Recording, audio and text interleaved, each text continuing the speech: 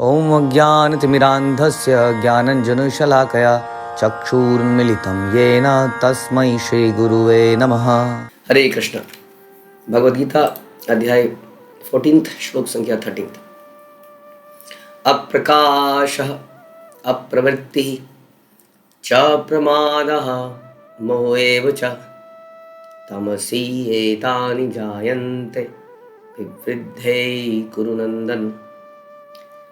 जब तमोगुण में वृद्धि होती है तो हे कुरुपुत्र, अंधेरा, जड़ता, प्रमत्तता तथा मोह का प्राकट्य होता है। तो हम चर्चा कर रहे थे पहले भी कि एक व्यक्ति के अंदर अलग अलग गुणों का प्रभाव अलग अलग समय पर पड़ सकता है और उसके कारण से उसके डिसीजंस बदल सकते हैं। कई बार ऐसा सुनने में मिलता है, ये व्यक्ति तो बड़ा समझदार था, इसने ऐसा डिसीजन ऐसा काम कैसे कर लिया। तो यही कारण होता है उस वक्त समहाउ तमोगुण का प्रभाव ज़्यादा पड़ा, तमोगुण की प्रतिस्पर्धा में बाकी गुणों से तमोगुण जीत गया और तमोगुण के प्रभाव से व्यक्ति ये काम कर देता है जो कि आज बताया जा रहा है। तो इन लक्षणों से हम देख सकते हैं कब हमारे ऊपर तमोगुण प्रभावी है। वैसे हमने चर्चा करी थी कि तमोगुण हमारे आहार में भी हो सकता है, तमोगुणी आहार, तमोगुण हमारे सोने के समय में भी हो सकता है, तमोगुण हमारे कपड़ों में भी हो सकता है और बहुत सारी चीज़ों में हो सकता है। तो जब भी किसी कारण से तमोगुणी व्यक्ति के संग से, तमोगुणी प्रकृति के संग से हमारे अंदर तमोगुण की वृद्धि हो रही है तो हमारे अंदर ये सब चीज़ें पैदा होंगी। ऑल्दो हो सकता है हम बिल्कुल डिफरेंट पर्सनैलिटी हों, लेकिन उस वक्त हम ऐसा कर देंगे। कहने का मतलब ये है, हो सकता है हम ऐसे ना हो लेकिन उस वक्त हम ऐसा कर देंगे। तो जब हमारे अंदर ऐसे विचार आ रहे हो तो हमें समझ जाना चाहिए कि मेरे अंदर तमोगुण का प्रभाव पड़ रहा है। तो डेफिनेटली उस वक्त तमोगुण से हटने के लिए हमें तुरंत कुछ ऐसा कार्य करना चाहिए जिससे हमारे अंदर सतोगुण या शुद्ध सतोगुण की वृद्धि हो। हमें भक्तिमय कार्य करेंगे तो बहुत फ़ायदा मिलेगा, क्योंकि भक्तिमय कार्य से तुरंत तमोगुण समाप्त हो जाता है। जैसा हम बोलते हैं कि कृष्ण सूर्य सम, माया है अंधकार, जहाँ रहे कृष्ण वहाँ माया नहीं अधिकार। तो कृष्ण क्या है? सूर्य के जैसे है। माया कैसी है? अंधकार जैसी है। जहाँ सूर्य रहता है वहाँ अंधकार नहीं रहता, जहाँ कृष्ण रहते हैं वहाँ माया नहीं रहती है, वहाँ तमोगुण नहीं रह सकता है। वहाँ ज्ञानता कभी नहीं रह सकती है। राइट। तो इसलिए जैसे हम कृष्ण को अपनाएंगे अपने जीवन में, प्रभुपाद एक स्टेटमेंट बोला करते थे, ISKCON is not for lazy and crazy. देखिए यहाँ पर लेजी और क्रेजी दोनों वर्ड आए हैं। जड़ता इज़ लेजी एंड क्रेजी, अंधेरा। मोह को भी क्रेजी कह सकते हैं, अंधेरे को भी क्रेजी कह सकते हैं। प्रमत्तता इन इटसेल्फ का मतलब कि क्रेजी ही है। तो ISKCON is not for lazy and ISKCON is not for crazy, यानी कि तमोगुणी व्यक्तियों के लिए भक्ति नहीं है, कह सकते हैं ऑलमोस्ट। जब तक कि कोई भक्त उस पर विशेष कृपा ना कर दे, जैसे जगाई मदाई पे विशेष कृपा हुई या और कई सारे भक्तों को। तो इसलिए क्रेजी यानी कि लेजी और तमोगुण में लिप्त व्यक्ति जीवन में कुछ भी नहीं कर सकता है। वो जीवन में भौतिक जीवन में भी प्रगति नहीं कर सकता है, ना ही आध्यात्मिक जीवन में प्रगति कर सकता है। भक्ति के कुछ ऐसे नियम कानून हैं जिसको जब व्यक्ति करता है तो तमोगुण अपने आप चले जाता है। प्रभुपाद ने जो नियम बनाए जीवन के, आप देखेंगे सवेरे इतने बजे उठना, उसके बाद स्नान करने के नियम, खाने के नियम, इतना कुछ है आदमी के अंदर। जो इसको फॉलो करेगा ठीक से वो कभी तमोगुण में रह ही नहीं सकता है, अगर ठीक से फॉलो करेगा। क्या लक्षण है? लक्षण है पहला, अंधेरा। अंधेरे से मतलब होता है हमेशा अज्ञान का। जैसे हम बोलते हैं प्रार्थना में, ओम अज्ञान तिमिरान्धस्य ज्ञानञ्जनशलाकया। अंधेरे को दूर करने के लिए क्या करना पड़ता है? हमारे घर में जब अंधेरा होता है तो हम दूर क्या करते हैं? जैसे हमारे घर में गंदगी होती है तो हम क्या करते हैं? पानी डालते हैं तो गंदगी बाहर फेंक देते हैं, झाड़ू मार के गंदगी को फेंक देते हैं। लेकिन क्या अंधेरे को झाड़ू मार के फेंक सकते हैं? बहुत अंधेरा हो गया जी, ज़रा लाइए कोई बैग उस अंधेरे में, उस बैग में अंधेरे को भर ले और बाहर फेंक दे। Is it possible? नहीं, अंधेरे को भरेंगे कैसे? अंधेरा ही अंधेरा है, ये जगत ही अंधेरा है। ध्यान रखिए, ये जगत अंधकारमय है। कैसे पता चलता है? जब जैसे ही सूर्य चला जाता है तो यहाँ गुप्त अंधकार। ऐसा नहीं है रात्रि में अंधकार होता है, अगर दिन में भी सूरज चला जाता है बादलों की वजह से, सूर्य ग्रहण की वजह से, तो दिन में भी अंधेरा हो जाता है। यानी कि यहाँ पर उजाला है ही नहीं, इसलिए इसको उठा के फेंकेंगे कैसे? कहाँ फेंकें इसको? एक ही तरीका है कि यहाँ पर उजाला ले आए, लाइट को जलाते हैं तो अंधेरा गायब हो जाता है। उसी तरह से जीवन के इस अंधकार को, अज्ञानता को, यानी कि अज्ञानता को ज्ञान से दूर किया जा सकता है। मतलब ज्ञान बड़ा आवश्यक है। ज्ञान किसको कहते हैं वो भगवत गीता में बहुत बार चर्चा कर चुके हैं। जो हम मटेरियल ज्ञान ले रहे हैं, फिजिकल ज्ञान ले रहे हैं, संसारिक ज्ञान, वो अज्ञानता को बढ़ाता नहीं है, वो अज्ञानता को कम नहीं करता है, अज्ञानता को बढ़ा देता है। राइट? क्योंकि हमारा सबसे बड़ी अज्ञानता है कि हम ये शरीर है। इस संसार में जो भी ज्ञान है वो इसी आधार पर है कि मैं ये शरीर हूँ, तो मुझे इस शरीर को आराम देना है, मुझे इस शरीर को सम्मान दिलाना है, मुझे इस शरीर को बड़ा बनाना है, मुझे इस शरीर को स्वस्थ बनाना है, मुझे इस शरीर को सुंदर बनाना है, मुझे इस शरीर के बहुत सारे संबंधी बनाने हैं इत्यादि, मुझे इस शरीर को स्वस्थ रखना है। तो जितने भी हम टेक्नोलॉजिकल एडवांसमेंट कर रहे हैं, कन्वीनियंसेस डेवलप कर रहे हैं, वो इसी आधार पे कर रहे हैं कि मैं ये शरीर हूँ और इस शरीर को ही स्वस्थ, खुश, प्रसन्न रखना ही हमारा एकमात्र कार्य है ना। इसलिए जो भी ये मटेरियल एंड केमिकल, फिजिकल, जो भी ये ज्ञान हम लेते हैं संसार का, ये ज्ञान उस अज्ञानता को दूर नहीं कर सकता है जो कि वास्तविक अज्ञानता है। ठीक है? तो पहला, तो अज्ञानता किसको कहते हैं? सबसे पहले अज्ञानता है कि मैं ये शरीर हूँ, अंधेरा, जिसको अंधेरा कहते हैं। इसी को गुरु दूर करते हैं। ओम अज्ञान तिमिरांध, अज्ञान रूपी इस ये जो अंधकार है, इसको दूर करने के लिए गुरु क्या देते हैं हमें?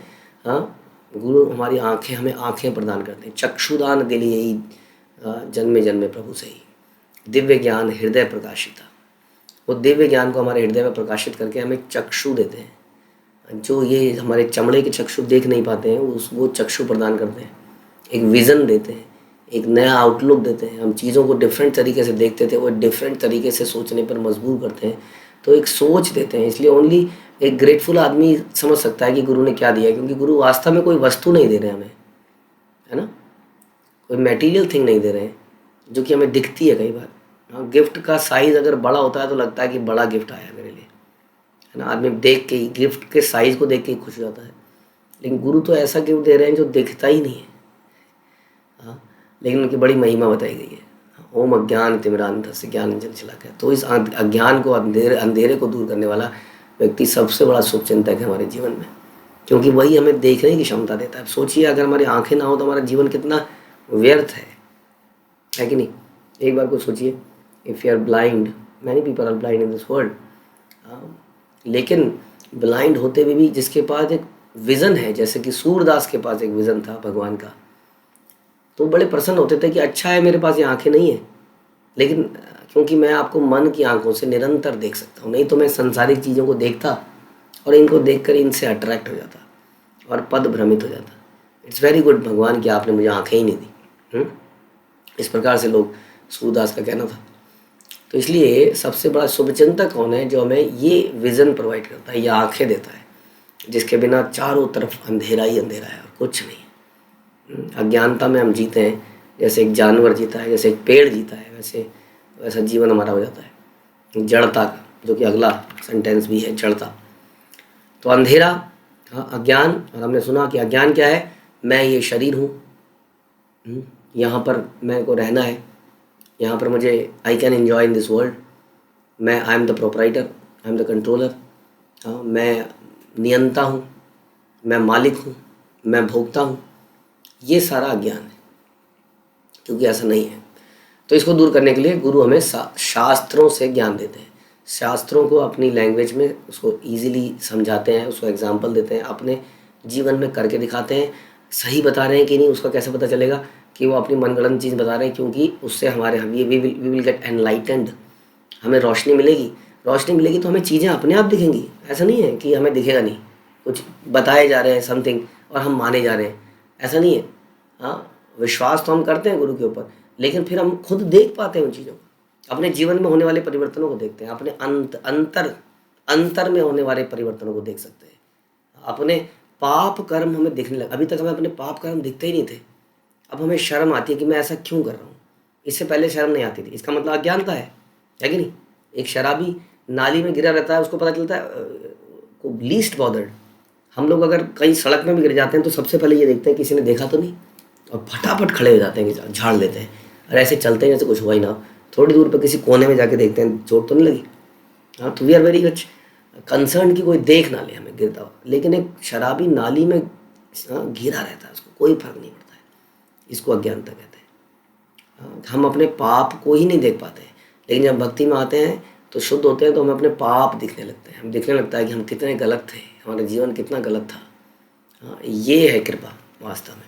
जब दिखेगा तभी तो पहला स्टेप तो यही है ना कि हमें दिखे कि हम गलत कर रहे हैं, नहीं तो हम अपने रास्ते को कैसे सुधारेंगे, राइट।